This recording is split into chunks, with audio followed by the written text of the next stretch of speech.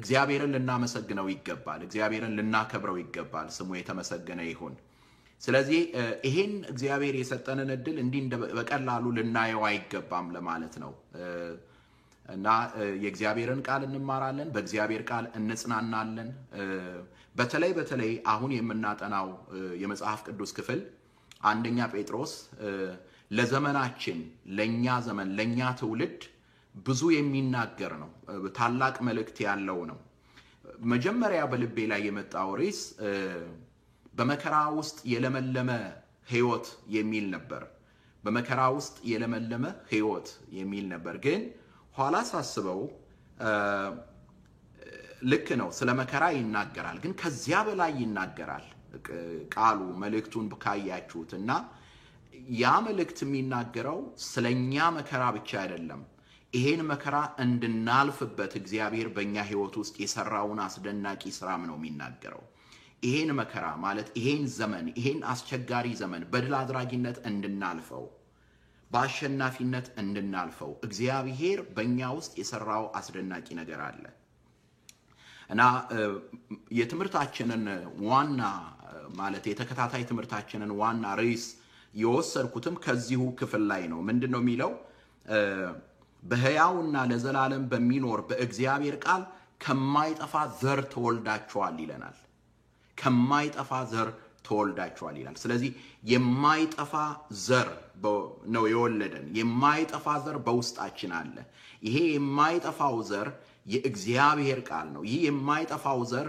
የእግዚአብሔር ልጅ ኢየሱስ ክርስቶስ ነው ይሄ የማይጠፋው ዘር በርሱ ያገኘነው የዘላለም ሕይወት ነው ስለዚህ በዚህ ዘመን በዚህ ወቅት በሕይወታችን ውስጥ እግዚአብሔር ያስቀመጠልን ታላቅ ነገር ነውና በዚህ መልእክት ውስጥ ሰፊ ነገርን እንማራለን ሰፊ ነገርን እናያለን እግዚአብሔር አስጀምሮን እግዚአብሔር እንዲያስፈጽመን እንደው አጠር ያለ ጸሎት እናደርጋለን በእውነት ያለ እርሱ አንዳች ነገር ማድረግ ስለማንችል እርሱ ካልረዳን እሱ ካልደገፈን እሱ ካላበረታን ተናጋሪውንም እዚህ ጋር እናገራለሁ ብያለሁትንም እኔንም እግዚአብሔር ካልረዳኝ እናንተንም ካልረዳ ዝም ብሎ ባዶ ጩኸት ነው የሚሆነው ዝም ብሎ መነጋገር ነው የሚሆነው ዝም ብሎ ሌክቸር ነው የሚሆነው ነገር ግን እግዚአብሔር ከረዳን የሁላችንም ሕይወት ይለወጣል እኔም ይሄን ቃል በመናገሬ በማስተማሬ ልቤ ይነካል ሕይወቴ ይለወጣል እናንተም በመትሰሙት ነገር ኑሯችሁ ሕይወታችሁ ይለወጣልና እስቲ እግዚአብሔር እንዲረዳን ሁላችንም እንለምነው በመከራ ውስጥ ያላችሁም እግዚአብሔር በዚህ እንዲደግፋችሁ በዚህ እንዲያጽናናችሁ በችግር ላይ ያላችሁ በጭንቀት ላይ ያላችሁ ስለ ቤተሰባችሁ ስለ ሀገራችሁ ስለ ቤታችሁ ስለ ቤተ ክርስቲያናችሁ የምታስቡ እግዚአብሔር እንዲያስበን እግዚአብሔር እንዲረዳን እግዚአብሔር እንዲደግፈን ሁላችንም አጠር ያለ ጸሎት እናደርጋለን በስመ አብ ወወልድ ወመንፈስ ቅዱስ አሐዱ አምላክ አሜን የክብር ባለቤት የሕይወታችን ሁሉ ጌታ ይሆንክ ልዑል እግዚአብሔር አምላካችን ሆይ እናመሰግናለን እንዲህ ያለ እድል እንዲህ ያለ ሰዓት አንተ ስለሰጠህን ቅዱስ አምላካችን ሆይ አሁንም ደግሞ በእውነት ይህንን የምንማማርበትን ሕያው የሆነውን ቃልህን አንተ እንድትገልጥልን በነቢያት ሕይወት ውስጥ ሚስጥርህን ጥበብህን እንደገለጽክላቸው በሐዋርያትም ቃልህን አምልተህ አስፍተህ እንዳስተማርካቸው እንደገለጥክላቸው አምላካችን ሆይ ለኛም ለልጆችህ ደግሞ እንድትገልጥልን እንለምንሃለን ከተናጋሪው ወይም ከሰሚዎቹ ኃጢያት በደል ነውር የተነሳ ቃልህ እንዳይታገድ ቃልህ እንዳይከለከል ይልቁንም አምላካችን ሆይ የቃልህን ደጅ ከፍተህልን በደላችንን ኃጢያታችንን አውቀን ንስሐ እንድንገባ ደግሞም ባዘንበት በተጨነቅንበት አምላካችን ሆይ ልባችን በተሰበረበት ነገር ቅዱስ አምላካችን ሆይ ያንተን ፊት የምንሻበት እንዲሆንልን እርዳን ይህንን ሁሉ ቅዱስ አምላካችን ኃያል ስለሆነው ገናና ስለሆነው ታላቅ ስለሆነው ስለ ቅዱስ ስምህ አድርግልን ዛሬም ዘወትርም ለዘላለሙ አሜን እንግዲህ በቀጥታ ወደ ዕለቱ ትምህርታችን እንገባለን የመጀመሪያይቱ የሐዋርያው የቅዱስ ጴጥሮስ መልእክት ምዕራፍ 1 ቁጥር 1 እና 2 ነው ዛሬ የምናየው የምንመለከተው ያለችን ደቂቃ ያለችን ሰዓት በጣም ውሱን ስለሆነች በዚህ ውሱን ሰዓት በተቻለ መጠን ዋና የሆኑትን ነጥቦችና በዚያ ውስጥ እግዚአብሔር ለኔና ለናንተ የሚያስተምረንን ለኔና ለናንተ የሚመክረንን ነገር እንመለከታለን እናያለን እንዲህ ይላል ቃሉ የኢየሱስ ክርስቶስ ሐዋርያ ጴጥሮስ እግዚአብሔር አብ አስቀድሞ እንዳወቃቸው በመንፈስም እንደሚቀደሱ ይታዘዙና በኢየሱስ ክርስቶስ ደም ይረጩ ዘንድ ለተመረጡት በጳንጦስና በገላትያ በቀጰዶቅያም በእስያም በቢታንያም ለተበተኑ መጻተኞች ጸጋና ሰላም ይብዛላችሁ ይላል። በዚህ አጠር ባለው ቁጥር በመጀመሪያዎቹ ቁጥሮች ምዕራፍ 1 ቁጥር 1 እና 2 ላይ መልእክቱን የጻፈልን ማን እንደሆነ ይነግረናል። እንደገና መልእክቱ የተጻፈላቸው ለነማን እንደሆነ ይነግረናል። እንደገናም ደግሞ በመልእክቱን ባጻፈው በልዑል እግዚአብሔር ደግሞ የምናገኘውን በረከት ደግሞ ይነግረናል። እነዚህን ሶስት ነገሮች ዛሬ አጠር አድርገን እናያቸዋለን፣ እንመለከታቸዋለን። በውስጡ ታላቅ የሆነ ሕያው የሆነ መልእክት አለበትና ረጋ ብለን በማስተዋል እንመለከታቸዋለን። መልእክቱን ጸሐፊው መልእክቱን የጻፈው ማን ነው? ይሄንን መጀመሪያይቱን የሐዋርያው የጴጥሮስ መልእክት ተብሎ የተጻፈውን የጻፈልን ራሱ ቅዱስ ጴጥሮስ ነው። ለዚህ ማስረጃው አባቶቻችን በዚህ በአንድምታው ላይ ምን ይላሉ? አርዕስት የሰጡት ሰለስቱ ምዕት ናቸው ይላሉ። በኋላ የተነሱት ሊቃውንት ናቸው አርዕስት የሰጡት፣ ሲጻፍ አርዕስት አልተሰጠውም ብለው ይናገራሉ። እና እዚህ መጀመሪያይቱ የሐዋርያው የጴጥሮስ መልእክት የሚለው ኋላ ነው ሰለስቱ ምዕት ሰጡት ይላሉ አባቶቻችን። ሌሎች ደግሞ ሊቃውንት በኋላ የተነሱት ሰዎች ናቸው የሰጡት ይላሉ። ነገር ግን በመልእክቱ ውስጥ ግን የመልእክቱ ጸሐፊ ተጠቅሶልናል። በዚህ ቦታ ላይ እንደምናገኘው የመልእክቱ ጸሐፊ የኢየሱስ ክርስቶስ ሐዋርያ ጴጥሮስ ይላል። የኢየሱስ ክርስቶስ ሐዋርያ ጴጥሮስ መልእክቱን የጻፈልን የቀደሙት አባቶችም እንደመሰከሩት እንደተናገሩት መልእክቱን የጻፈልን ቅዱስ ጴጥሮስ ነው። ከጥንት ዘመን ጀምሮ የነበረችው ቤተክርስቲያን ይህንን መልእክት የጻፈልን ቅዱስ ጴጥሮስ እንደሆነ ስትመሰክር፣ ስትናገር፣ ስታስተምር ቆይታለች። ስለ ቅዱስ ጴጥሮስ ትንሽ ነገር እናንሳ። ለምን? ምክንያቱም ብዙ ጊዜ ስለ ቅዱስ ጴጥሮስ ተምረናል፣ ዘምረናል፣ እግዚአብሔርን ስለሱ አመስግነናል። ነገር ግን በጴጥሮስ ሕይወት ውስጥ በጴጥሮስ መንፈሳዊ ጉዞ ውስጥ ታላላቅ የሚባሉትን ምዕራፎች ዝም ብለን ዳሰስ እናደርጋቸዋለን። የመጀመሪያው አንደኛው የቅዱስ ጴጥሮስ ጥሪ ነው። ሁለት አይነት ስለ ቅዱስ ጴጥሮስ አጠራር፣ ስለ ቅዱስ ጴጥሮስ ወደ የጌታ ደቀ መዝሙር እንዴት እንደሆነ የተጻፉልን ሁለት ነገሮች አሉ። አንደኛው ባለፈው እሁድ ለምሳሌ ቤተክርስቲያን ከነበራችሁ በተለይ በኢትዮጵያ ኦርቶዶክስ ተዋሕዶ ቤተክርስቲያን ቅዳሴ ላይ ስለ ጴጥሮስ እንዴት እንደተጠራ ይናገራል። እና የመጀመሪያው ግን ዛሬ ማነሳላችሁ ቅዱስ ጴጥሮስ ለመጀመሪያ ጊዜ ጌታን የተገናኘበትን ነው። ጌታን መጀመሪያ ያገኘው በወንዝ ዳር ነው። ጴጥሮስ አሳ አጥማጅ ነበረ። ጴጥሮስ መላ ሕይወቱም የሚሽከረከረው በዚህ በአሳ አጥማጅነቱ ዙሪያ ነው። መጀመሪያ አሳ አጥማጅ የነበረው ኋላ ሰዎችን አጥማጅ ሆኗል። እግዚአብሔር የተመሰገነ ይሁን። አሳ አጥማጅነት በዚያ ዘመን በመጀመሪያው ክፍለ ዘመን ላይ አስቸጋሪ የሆነ ሕይወት ነበር። ማለት እንደ ዛሬው ዘመን ቴክኖሎጂ የሌለበት ነው። ስለዚህ ብዙ ጊዜ ኑሯቸው ከእጅ ወደ አፍ የሆነ ኑሮ ነበር። ብዙ ድካም የሚጠይቅ ነው። ምክንያቱም ጀልባዎቹ ያንን ማዕበል ለመቋቋም ከባድ ነው የሚሆኑት። አንዳንድ ጊዜ ባህሩ ኃይለኛ የሆነ ማዕበል ሊኖርበት ይችላል። አንዳንድ ጊዜ አሳ ላይ ይገኝ ይችላል።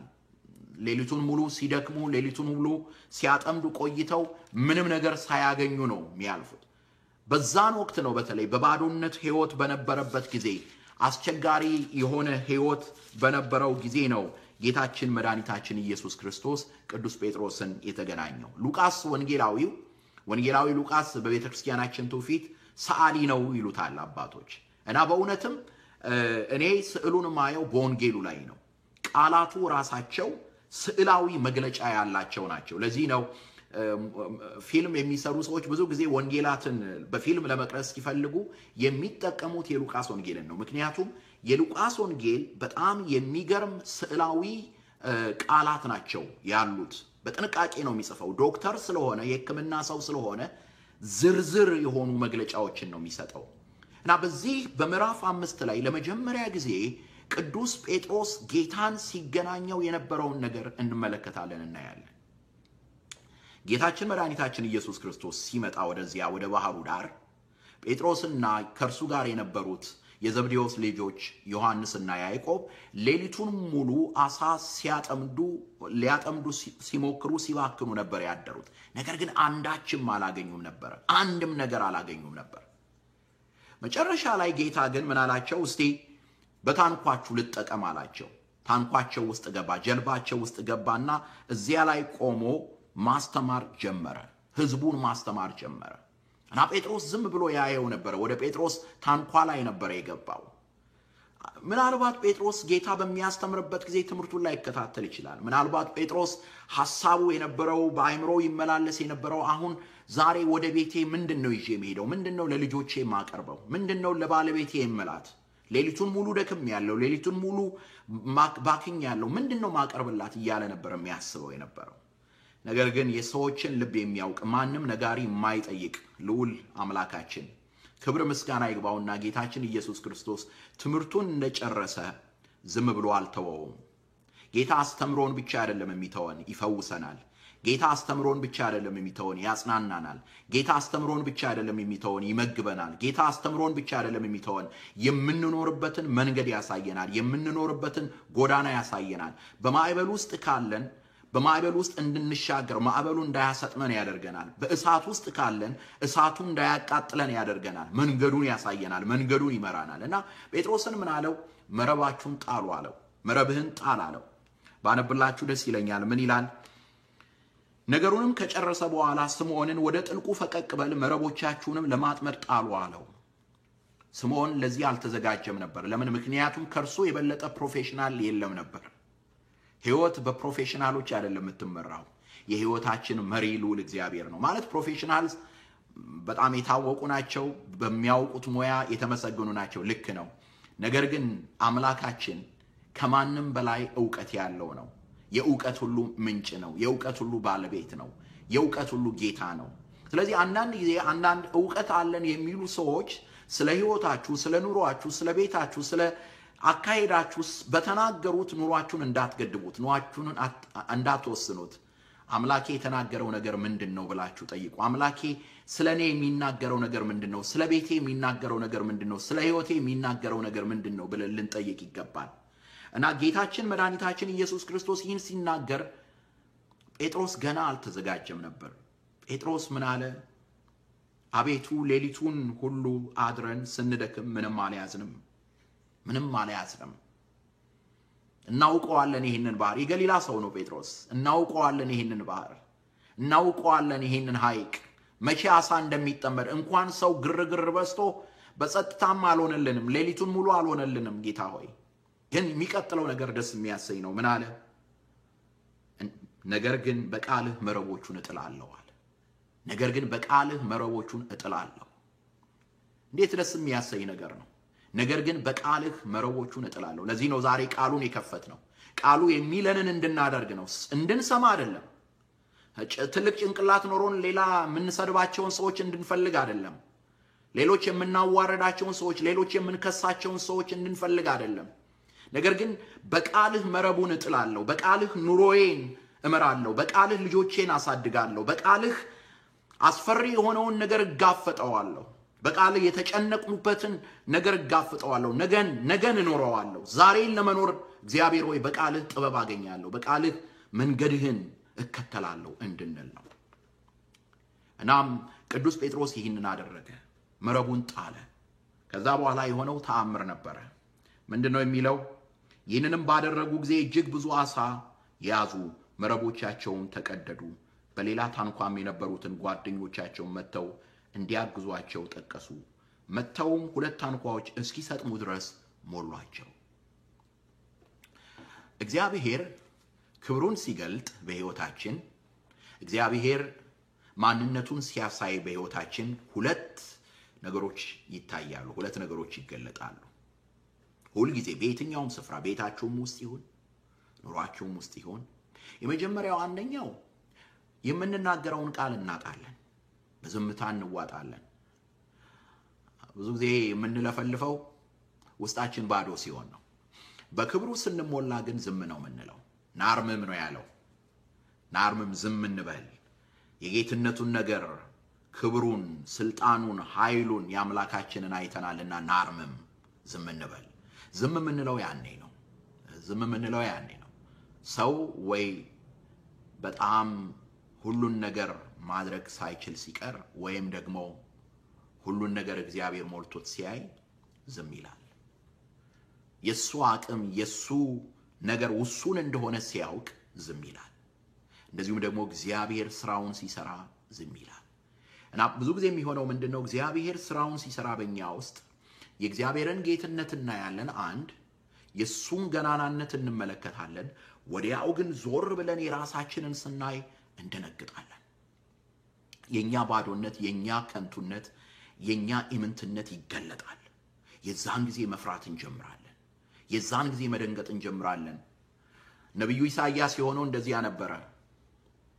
በትንቢተ ኢሳይያስ ምዕራፍ 6 ላይ እንደምትመለከቱትና እንደምታዩት ኢሳይያስ እግዚአብሔርን ተመለከተው። በገናናው ዙፋኑ ላይ ሆኖ መላእክት ሱራፌል በተሰጥኦ በመቀባበል ቅዱስ ቅዱስ ቅዱስ እያሉ ሲያመሰግኑት ሲያከብሩት ተመለከተ። የዚያን ጊዜ እግዚአብሔርን ክብር ሲመለከት ኢሳይያስ አንደኛ በአድናቆት ተሞላ። ኢሳይያስ ከነዚያ ከመላእክቱ ምስጋና ጋር ተገናኘ። ከመላእክቱ ምስጋና ጋር አንድ ሆነ። ነገር ግን በዛው መጠን ደግሞ ራሱን መመልከት ጀመረ፣ ራሱን ማየት ጀመረ። የዛን ጊዜ ምን አለ? ከንፈሮቼ ረከሱብኝ፣ እኔ ከንፈሮቻቸው በረከሱ ሰዎች መካከል ያለሁ እኔ ጌታዬን አይቻለሁና ወዮ አለ። ጴጥሮስም የሆነው እንደዛ ነበረ። ምንድን ነበር የሆነው? ቅዱስ ጴጥሮስ ያደረገውን ነገር ተመልከቱ።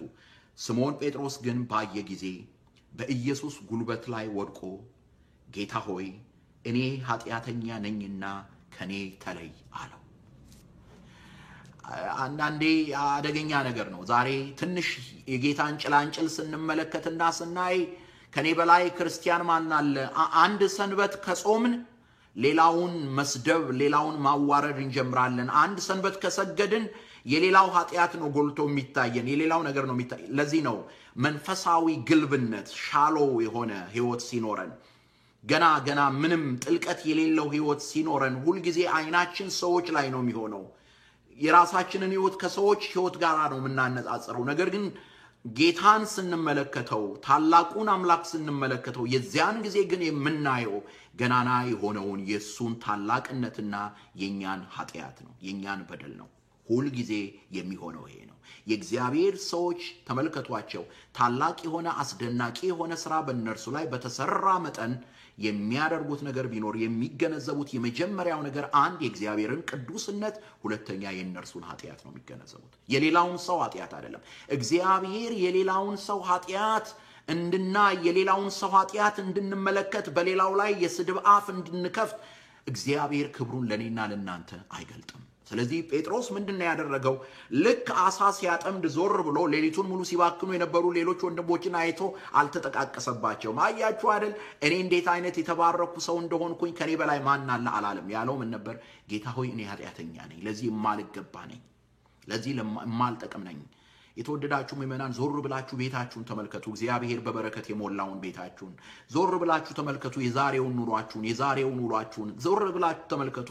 እግዚአብሔር ለእናንተ ያደረገውን ነገር እና ይገባናል ነው የምትሉት? ይገባኛል እኔ እግዚአብሔር ያደረገልኝ ነገር ዛሬ በፊቱ ቃሉን እንድናገር፣ ዛሬ በፊቱ ቃሉን እንድሰብክ የሚገባኝ ነኝ እኔ? ይሄን ስመለከት ይሄን ሳይ ማለት ያለብን ሁላችንም በአንድነት እግዚኦ መሐረነ ክርስቶስ፣ ጌታ ሆይ ይቅር በለኝ፣ ጌታ ሆይ ማረኝ፣ ጌታ ሆይ ስምህን ለመጥራት፣ ስምህን ለመናገር፣ ስምህን ለማውራት የማይገባኝ ነኝ ነው ማለት ያለብን። ጴጥሮስ ያደረገው ይሄንን ነው። ቀራጩም ያደረገው ይሄንን ነው። ያ ፈሪሳዊው ሲጠቋቆም፣ ያ ፈሪሳዊው ሲቀስር ጣቱን፣ ያ ፈሪሳዊው የያዘውን የሃይማኖት ሊስት ሲናገር፣ ቀራጩ ልቡን እየደቃ፣ ቀራጩ እያለ፣ ቀራጩ እንባውን እያፈሰሰ ይናገር የነበረው፣ ይመሰክር የነበረው፣ ያወራ የነበረው ነገር ምን ነበረ? ጌታ ሆይ ማረኝ እኔን፣ ጌታ ሆይ ይቅር በለኝ፣ ጌታ ሆይ ማረኝ እኔን ኃጢአተኛውን ማረኝ፣ የማይገባኝ ነኝ። ኦርቶዶክሳዊት ቤተክርስቲያን በቅዳሴዎቿ፣ በዜማዎቿ፣ በአምልኮዎቿ አዝማች ያደረገችው ይሄንን ጸሎት አለ ምክንያት አይደለም። ያለዚህ እውነት ክርስትና የለንም። ዛሬ ቤተክርስቲያናችንን ስንመለከት፣ ዛሬ ሀገራችንን ስንመለከት ምን ይመስላችኋል? የጎደለን ነገር ምን ይመስላችኋል? በህዝቦች መካከል የጎደለው ነገር ምን ይመስላችኋል በብሔሮች መካከል የጎደለው ነገር? ምን ይመስላችኋል በፖለቲካ መሪዎች መካከል የጎደለው ነገር? ምን ይመስላችኋል? የጠፋን ነገር ቢኖር እኔ ኃጢአተኛ ነኝ የሚል ነው። ሁሉም ሌላውን በደለኛ አድርጎ ሁሉም ሌላው ላይ ጣቱን እየቀሰረ ነው ያለው። እኔ በደለኛ ነኝ፣ የኔ ኃጢአት ነው በምድሪቱ ላይ ይሄንን እንዲደርስ ያደረገው፣ የኔ ኃጢአት ነው ለሕዝቤ መርገም የሆነው፣ የኛ ኃጢአት ነው ማረን እግዚአብሔር ሆይ የሚል ጠፍቷል። ማረን ይቅር በለን የሚል ጠፍቷል። ከሃይማኖት መሪዎችም ይህ ጠፍቷል። ከሁላችንም ይህ ጠፍቷል። ሁላችንም ጻድቅ አድርገናል ራሳችን። ከኔ በላይ ማንም የለም ብለናል። ሁላችንም እንዲህ ብለናል። ጴጥሮስ ግን ያለው ይሄን አልነበረም። ጌታ ሆይ እኔ ኃጢአተኛ ነኝ፣ ከኔ ተለይ ያለው። ጌታውን ጠልቶት አይደለም፣ ኑሮውን ያሳካለትን ጠልቶት አይደለም፣ በባዶነት የሞላውን ጠልቶት አይደለም፣ እሱን አምላኩን ጠልቶት አይደለም። ሊናፍቀው እኮ ነው፣ ሊከተለው እኮ ነው። በድካሙም እየወደቀም እየተነሳም እኮ እርሱን ሊመለከት ነው። ነገር ግን አምላኩ ያደረገለትን ነገር ሲያይና የሱን ሕይወት ሲመለከት ምንድነው ያለው አማራጭ? ወይ እግዚአብሔር እንዲምረው ነው፣ ይቅር እንዲለው ነው፣ አለበለዚያም ደግሞ መሮጥ ነው ያለበት። ያ ነበር ያለው። ነገር ግን አምላኩ አልተወውም። እርሱን ሊጠራ እኔና እናንተን ሊጠራ ከሰማየ ሰማያት ወርዷልና ዮሐንስ በቅዳሴያችን ላይ ቅዱስ ዮሐንስ አፈወርቅ እንደተናገረው ፍቅር የአምላክን ልጅ ከዙፋኑ ሳበው እስከ ሞትም አደረሰው እንዳለው በእውነት የአምላክን ልጅ ከዙፋኑ ሳበው። ያ ፍቅር ጎተተው፣ አመጣው፣ ጴጥሮስን እንዲስበው፣ ጴጥሮስን እንዲፈልገው፣ እኔን እንዲፈልግ፣ አንተን እንዲፈልግ፣ አንቺን እንዲፈልግ ፍቅር ከዙፋኑ ላይ የአምላክን ልጅ ሳበው። ስለዚህ ጴጥሮስ የመጀመሪያው የምንመለከተው እዚያ ላይ ነው። ኋላ ላይ እንደገና ደቀ መዝሙር እንዲሆን እንድሪያስ ሲጠራው እንመለከታለን፣ እናያለን። በዮሐንስ ወንጌል ምዕራፍ 1 ላይ እንደምናየው ማለት ነው። ከዛ በመቀጠል በጴጥሮስ ሕይወት ውስጥ ትልቁ ምዕራፍ በደቀ መዝሙርነት ሲሄድ እንመለከታለን፣ እናየዋለን። ዛሬ ጊዜ ስለሌለን እያንዳንዱን ክፍል አናይም። ነገር ግን መጨረሻ ላይ ላሳያችሁ የምፈልገው ሐሙስ ማታ ለዓርብ የተከናወነውን ነገር ነው። በዚህ ውስጥ የጴጥሮስን ሰውነት እንመለከታለን። ሰው ናችሁ እናንተ፣ እንዳትረሱት። አምላክ አይደላችሁም፣ ሰው ናችሁ። ሰው ነን ሁላችንም። መጽሐፍ ቅዱሴን የምወደው ማንነቴን ያለ ፍርሃት በግልጥነት ያለ ሽንገላ ስለሚነግረኝ ነው። የሌለኝን ነገር አይደለም የሚነግረኝ የእግዚአብሔር ቃል። ይህ የእግዚአብሔር ቃል ሁላችንም የያዝነው የእግዚአብሔር ቃል የሚነግረን እውነተኛውን ነገር ነው የሚነግረን። ስለዚህ የጴጥሮስን ታላቅነት በቃ መረቡ ሞላ፣ አሳው ገባ ብሎ እንደነገረን ሁሉ መጽሐፍ ቅዱስ ደግሞ ይነግረናል። እንደገና ጴጥሮስ 3 ጊዜ ጌታን ካደው፣ ዶሮ ሳይጮህ ጌታን ካደው፣ አላውቀውም አለ። ለምን? ሰው ነዋ። ነገር ግን ሰው ሊያደርገው ሰው የሆነለት አምላክ ስለነበረ ጴጥሮስ ጌታን ያውቀው ነበር። መረቡን በአሳ የሞላለትን ጌታ ያውቀው ነበር። በውሃ ላይ እንዲጓዝ ያደረገውን ጌታ ያውቀው ነበር። ወስዶ የገሰጸውን ጌታ ያውቀው ነበር። አንተ ሰይጣን የሰውን እንጂ እግዚአብሔርን አታውቅም ብሎ የተናገረውን ያስተማረውን ጌታ ያውቀው ነበር። ስለዚህ እንደ ይሁዳ ተስፋ አልቆረጠም። ጌታ ሲመለከተው፣ ጌታ ሲያየው አለቀሰ፣ በንስሐ ተመለሰ። በጴጥሮስ ሕይወት ውስጥ የምንመለከተውና የምናየው ተአምራት ብቻ ሳይሆን ይቅርታንም ነው። የይቅርታንም ኃይል ነው የምንመለከተው። የምናየው ጴጥሮስ 3 ጊዜ ጌታውን ካደ። ነገር ግን መጨረሻ ላይ ጌታ ተመለከተው በፍቅር። ጴጥሮስ የጌታን ምሕረት የጌታን ቃል አስታወሰ። የዶሮው ጩኸት ጴጥሮስን ቀሰቀሰው፣ ካንቀላፋበት ቦታ ቀሰቀሰው፣ ከተኛበት ቦታ ላይ ቀሰቀሰው። እናም ጴጥሮስ እየየ ብሎ አለቀሰ፣ ንስሐ ገባ። በጴጥሮስና በይሁዳ መካከል ያለው ልዩነት የኃጢአት ልዩነት አይደለም። በጴጥሮስና በይሁዳ መካከል ያለው ልዩነት የክህደት ልዩነት አይደለም። ሁለቱም በድለዋል። የኃጢአት ትልቅና ትንሽ ነገር የለውም። በጴጥሮስና በይሁዳ መካከል ያለው ልዩነት ጴጥሮስ የአምላኩን ምሕረት የተገነዘበ ነበር። ራሱን የአምላክ ቦታ ላይ ያላስቀመጠ፣ ነገር ግን አይኑ በአምላኩ ላይ ያረፈ ነበር። የእግዚአብሔር ሰዎችን ታሪክ ስንመለከት የምናየው አስደናቂ ነገር ቢኖር ይሄን ነው። ሁል ጊዜ ወድቀውም አይናቸው እግዚአብሔር ላይ ነው። የወደቁትን የሚያነሳ ጌታ ያነሳቸዋል። አዝነውም አይናቸው እግዚአብሔር ላይ ነው። ያዘኑትን የሚያነሳ ጌታ ያነሳቸዋል። ስለዚህ ጴጥሮስን አነሳው። ይሁዳ ግን ራሱን ከእግዚአብሔር በላይ አድርጎ ነበር ያስቀመጠው። ስለዚህ እግዚአብሔር ይቅርታውን እንኳን አዘጋጅቶለት ያንን ይቅርታ ለመቀበል ዝግጁ አልነበረም። የሆነውን ታውቃላችሁ። ነገር ግን መጨረሻ ላይ መወስዳችሁ ወደ ዮሐንስ ወንጌል ምዕራፍ 21 ላይ ነው። ጌታ ከሙታን ከተነሳ በኋላ ጴጥሮስ ንስሐ ከገባ በኋላ ጌታና ጴጥሮስ በጥብርያዶስ ባህር አጠገብ ላይ ተገናኙ። ጌታ አንድ ጥያቄ ጠየቀው። የዮና ልጅ ስምዖን ሆይ ትወደኛለህን አለው። ጌታ ሆይ እንድወድህ አንተ ታውቃለህ አለው። የታሸ የተሰበረ መልስ፣ የተማረ ሰው መልስ፣ ይቅር የተባለ ሰው መልስ፣ ያወቀ ሰው መልስ። የተማረ ሁለቱንም ይመልሳል። የተማረ ይቅር የተባለ ያወቀ ከአምላኩ እግር ስር የተቀመጠ መውደቅን ያወቀ መነሳትን ያወቀ እግዚአብሔር የማረው እግዚአብሔር ይቅር ያለው እርሱ የተናገረውን ቃል በሚገባ መለሰለት። እኔ ያውቃለሁ አላለም። እኔ ያውቃለሁ፣ እኔ ነኝ ቀዳሚው፣ እኔ ነኝ፣ ከኔ በላይ ማን አለ አላለም። ጌታ ሆይ እንደወደህ አንተ ታውቃለህ አለው። በጎቼን ጠብቅ፣ ጠቦቶቼን ጠብቅ፣ ግልገሎቼን ጠብቅ ተብሎ ኃላፊነት ተሰጠው። እድል ገጥሞኝ ወደ ኢየሩሳሌም ሄጄ ነበር። እግዚአብሔር ይባርካቸውና ከመይመኖቼ ጋራ ነበር የሄድኩት እና በዚያ በኢየሩሳሌም ጉዞዬ ላይ በጣም ያስደነቀኝን ነገር ልንገራችሁ። ብዙ ቦታ ላይ ተናግሬዋለሁ። ኢየሩሳሌም ከሄዳችሁ ጌታን የካደበት ስፍራ ላይ ጴጥሮስ ጌታን የካደበት ቦታ ላይ ቤተክርስቲያን አለ። የማን ቤተክርስቲያን ይመስላችኋል ያለው? የቅዱስ ጴጥሮስ ቤተክርስቲያን ነው ያለው።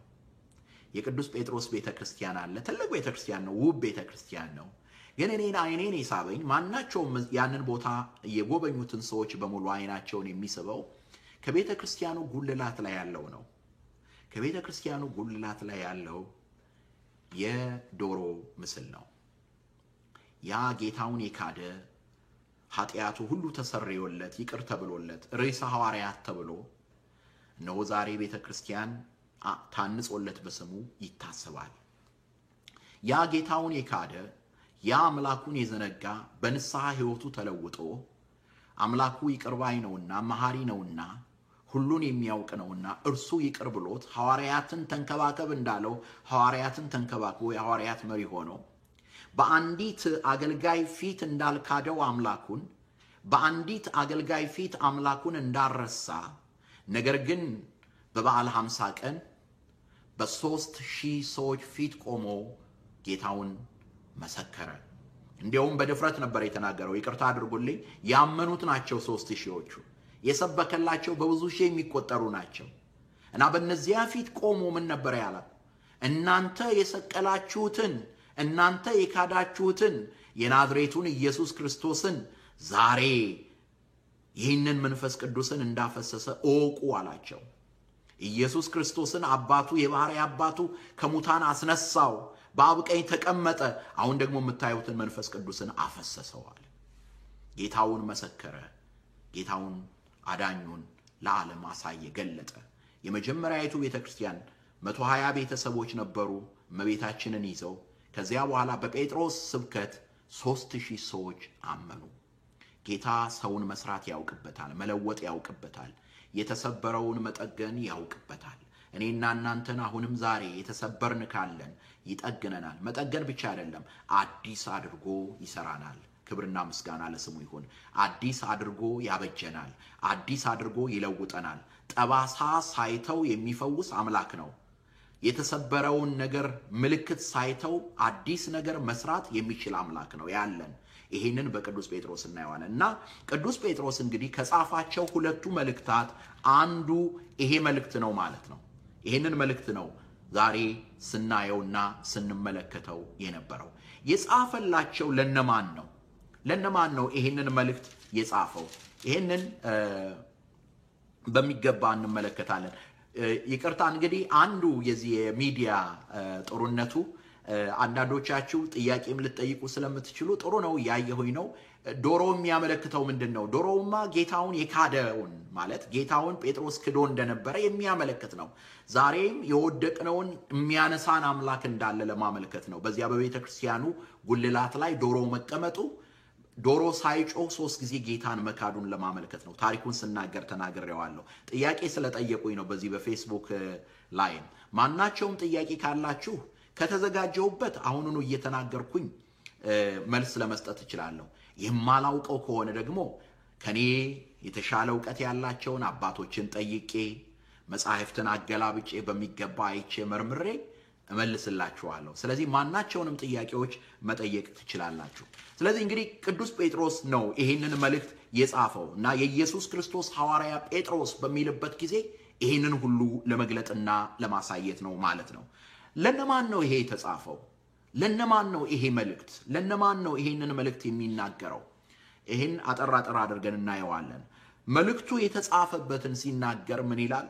እግዚአብሔር አብ አስቀድሞ እንዳወቃቸው በመንፈስም እንደሚቀደሱ ይታዘዙና በኢየሱስ ክርስቶስ ደም ይረጩ ዘንድ ለተመረጡት በጳንጦስ፣ በገላትያ፣ በቀጰዶቅያ፣ በእስያም በቢታንያም ለተበተኑ መጻተኞች ይላል።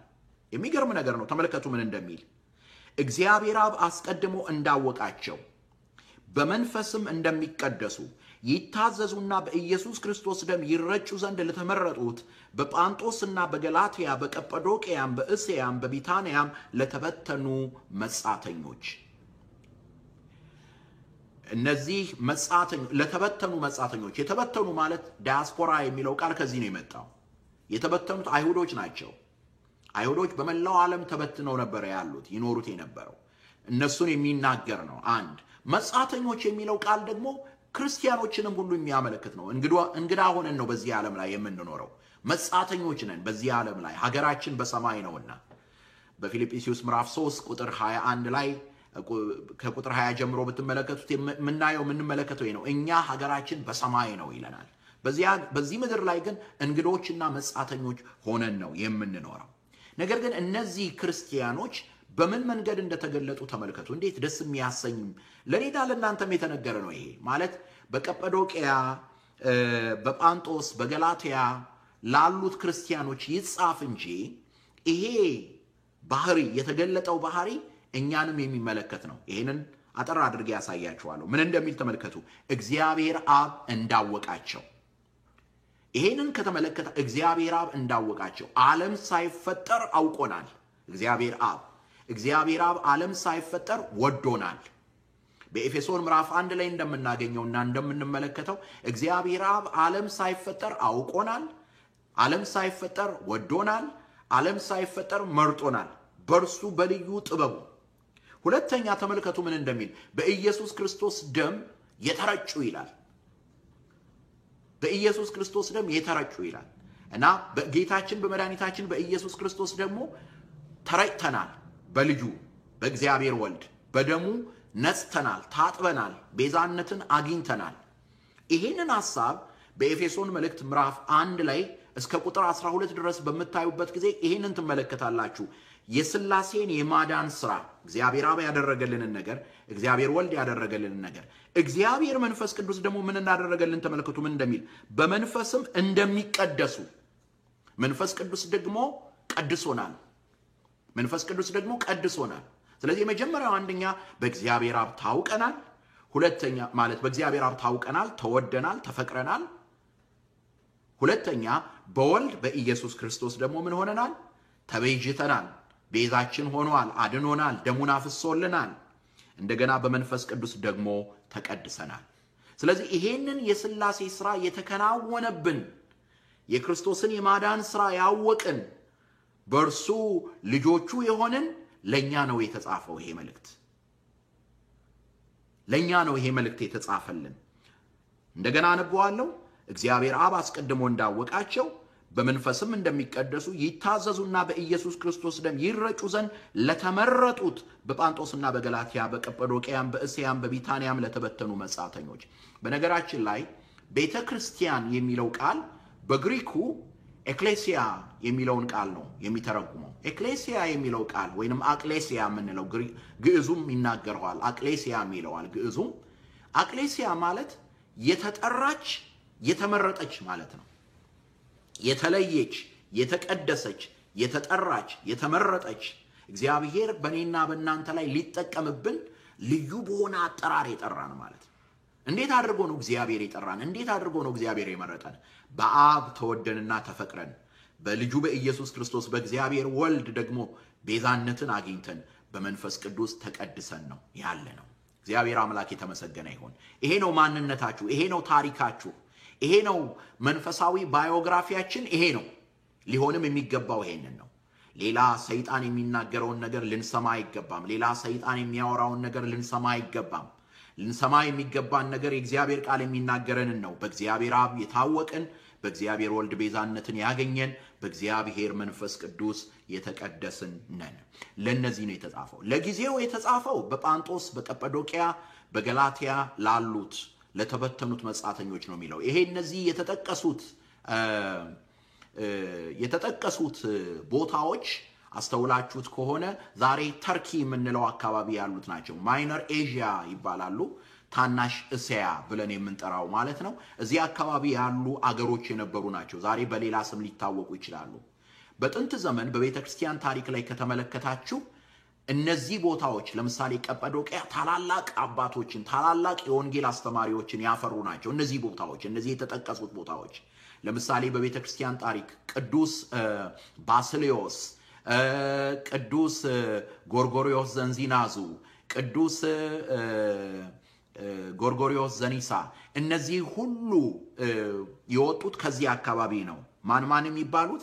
ጳንጦስ፣ ገላትያ፣ ቀጰዶቅያ፣ እስያ፣ ቢታንያ ተብለው የሚታወቁት ማለት ነው። ስለዚህ ለጊዜው የተጻፉት ለነዚያ ቦታዎች ነው፣ ግን ፍጻሜው ለኔና ለናንተ ነው። ለምን? ምክንያቱም በእግዚአብሔር አብ ታውቀናል፣ ተወደናል። በእግዚአብሔር ወልድ ቤዛነትን አግኝተናል። በእግዚአብሔር መንፈስ ቅዱስ ደግሞ ምን ብለናል? ተቀድሰናል። የሥላሴ ሥራ የተከናወነብንን፣ የሥላሴ ልጅነት ያገኘንን፣ የሥላሴ ልጆች የተባልነን፣ የእግዚአብሔር ልጆች የተባልነን። ዮሐንስ ወንጌል ምዕራፍ 1 ቁጥር 12 ለተቀበሉት በስሙ ለሚያምኑት የእግዚአብሔር ልጆች የሆኑ ዘንድ ስልጣን ሰጣቸው ይለናል። ስለዚህ ቅዱስ ጴጥሮስ ይህን ከተናገረ በኋላ ማለት ማንነቱን ከገለጠ በኋላ ለማን እንደጻፈ ከተናገረ በኋላ ምን ይላል? ጸጋና ሰላም ለእናንተ ይሁን። ይሄ ለክርስቲያኖች የተሰጠ በረከት ነው። አሁን በክርስትና ሕይወታችን ያሉት በረከቶች በሙሉ ተጠቅልለው ሲገለጡ በእነዚህ በሁለት ነገሮች ነው የሚገለጹት፣ ጸጋና ሰላም። ጸጋ ማለት የማይገባ መለኮታዊ የሆነ የማይገባን መለኮታዊ የሆነ የእግዚአብሔር ምሕረትና ቸርነት ማለት ነው። የእግዚአብሔር ወሰን የሌለው ፍቅሩ ማለት ነው። ከዚህ ወሰን ከሌለው ፍቅሩና ቸርነቱ የተነሳ ከዚህ ታላቅ ከሆነው ከእግዚአብሔር ከታላቅ ፍቅሩ የተነሳ ከይቅርታው የተነሳ ከምሕረቱ የተነሳ ምን አግኝተናል? ሰላም አግኝተናል። አንድ ከእግዚአብሔር ጋር ታርቀናል። ከእግዚአብሔር ጋር ሰላም በእኛና በእግዚአብሔር መካከል ሰላም ወርዷል። ከእግዚአብሔር ጋር ታርቀናል። ለምን? ጥል ነበራ። ኃጢአት ግድግዳ ሆኖ ነበር። ኃጢአት ለይቶን ነበር። ነገር ግን በክርስቶስ ሞት እና ትንሣኤ ያንን እርቅ አግኝተናል። ያንን ሰላም አግኝተናል። እንደገና ደግሞ የእግዚአብሔር ሰላም ከኛ ጋር ሆኗል። ከእግዚአብሔር ጋር ሰላም ሆነናል። ከእግዚአብሔር ጋር ታርቀናል። ሰላም ወርዶልናል። ሰላማችን ሆኖልናል። ኤፌሶን ምዕራፍ 2 ላይ እንደምትመለከቱት እርሱ ሰላማችን ነውና እንደሚለው እንደገና ደግሞ የእግዚአብሔር ሰላም ከኛ ጋር ስለሆነ ይሄንን ሰላም ለሌሎች የምንሰጥ ከሌሎች የምንቀበል ሆነናል። ማለት እርስ በርሳችንም ሰላም እንዲኖረን ሕዝብና አሕዛብ አይሁድና አሕዛብ ተብሎ የተለየውን በአዋጅ የተነገረውን የመለያየት ነገርን ሁሉ አስወግዶልን ሰላምን አግኝተናል። ሁልጊዜ እነዚህ ሁለት ነገሮች የክርስቲያኖች መሰረታዊ በረከቶች ናቸው። በቤታችሁ ውስጥ የእግዚአብሔር ምሕረት ከሌለ የእግዚአብሔር ሰላም አይኖርም። እግዚአብሔር ካልማረን፣ ይቅር ካላለን፣ ጸጋውን በእኛ ላይ ካላበዛ ሰላም አይኖርም። ስለዚህ መጀመሪያው ነገር የእግዚአብሔር ምሕረት፣ የእግዚአብሔር ጸጋ፣ የእግዚአብሔር ወሰን የሌለው ርኅራኄው በእኛ ላይ እውን ሲሆን ሰላምን ደግሞ እናገኛለን።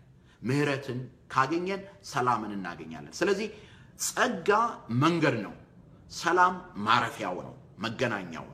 ጸጋ በር ነው፣ ሰላም ደግሞ እልፍኙ ነው፣ የምናርፍበት የምንኖርበት ነው።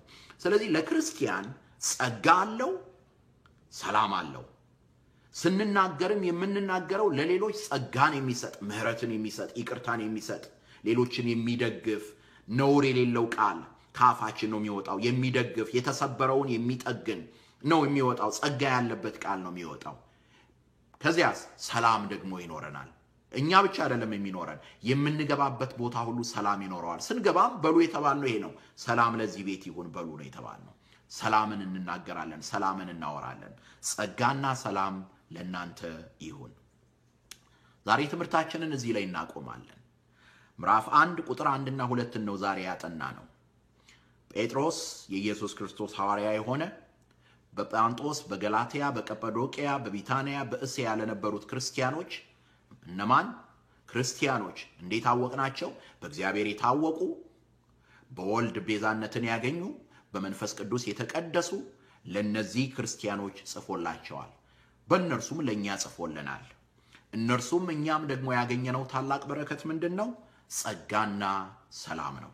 ይህን ጸጋና በረከት አምላካችን ከሁላችን ጋር እንዲያደርግልን በእውነት እንዲያጸናን ለሌሎችም የጸጋ ቃልን የምንናገር እውነትን የምንናገር እንዲያደርገን ቅዱስ ፈቃዱ ይሁንልን።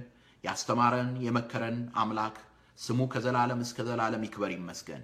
ኃጢአተኞች የሆነውን እኛን ቃሉን እንድንማማር ቃሉን እንድንሰማ የተገባን አድርጎን ስለቆጠረን ደግሞም በዚህ ዘመን ደግሞ ብዙ ድካም ሳይኖርብን በምቾታችን ዓለም ውስጥ ሆነን ይህንን ሕያው የሆነውን ቃል እንድንነጋገር ሌሎች የሚጨነቁበትን ሌሎች የሚያለቅሱበትን ነገር ወደ ጎን ትተን ዋና የሆነውን ነገር እንድናይ ዋና የሆነውን ነገር እንድንመለከት አምላካችን ስለረዳን ክብርና ምስጋና ለስሙ ይሁን። አሜን። እንደተለመደው ይሄንን የቪዲዮ ትምህርት ለሌሎችም እንድታስተላልፉ ሼር እንድታደርጉ